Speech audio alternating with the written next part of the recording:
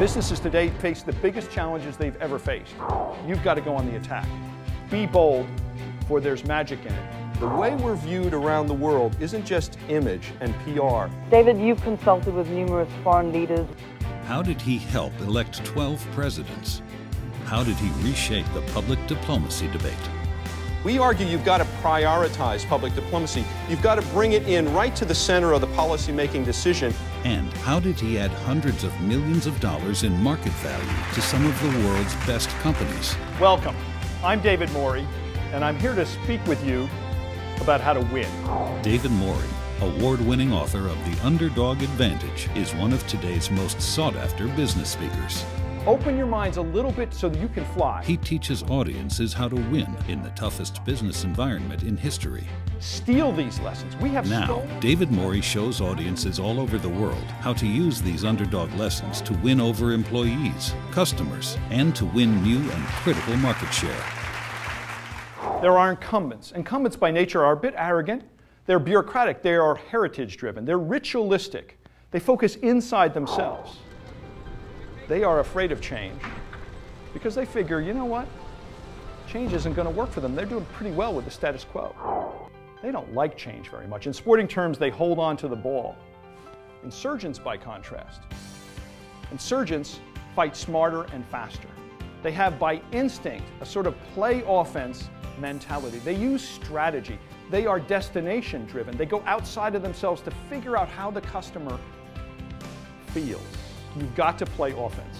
My favorite president, Abraham Lincoln, in 1863, at the height of the Civil War, said to his cabinet, "In times like these, it's necessary to think anew." Don't we today need to think anew about the ideas, the approaches, the strategies we use?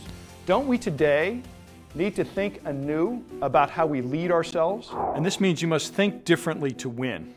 The first principle is called run a campaign to rewrite the rules. And there is amazing power in borrowing the tempo, the technique, the sustained emotion of a campaign. It focuses you and adrenalizes all the people around you. And most importantly, it elevates the role of strategy. Strategy is boss. Strategy helps you rewrite the rules. Strategy helps you focus and move to a place that is to your advantage. You've got to run a campaign. You've got to find a destination, an election day. You've got to use strategy to get there. Do the doable. Move the movable. Build some momentum. Trick yourself, trick your organization into building some momentum.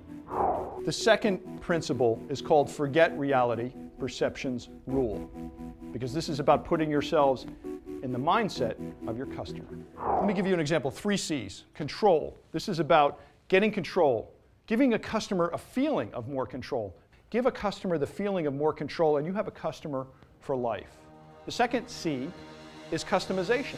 The most important word on the internet is my. My iPod, it connects up to the internet. MySpace, my Barack, Facebook, Twitter. It's all about my personal customized relationship with a company. And the final C is convenience. Make it simpler for customers. No big instruction manual. Let them start Apple, Zappos. Make it really easy for those customers to interact with you.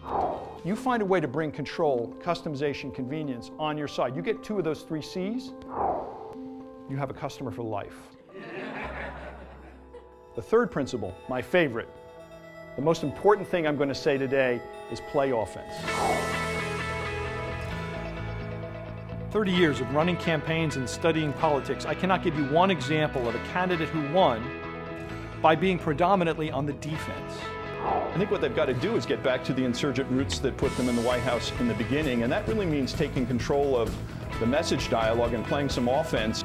Play offense means using change to get control of the dialogue. Change allows you to move the dialogue on your side as a marketing organization.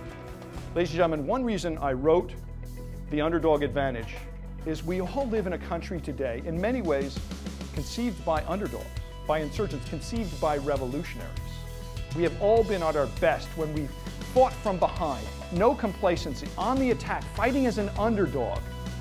Ladies and gentlemen, may the underdog inside all of us always have the advantage. Thank you very much. Thank you very much. Thank you. David Morey, motivational speaker, corporate strategist, award-winning author, global expert, acclaimed entrepreneur. In times like these, Maury can awaken the underdog inside audiences and help them rediscover the true essence of a winner.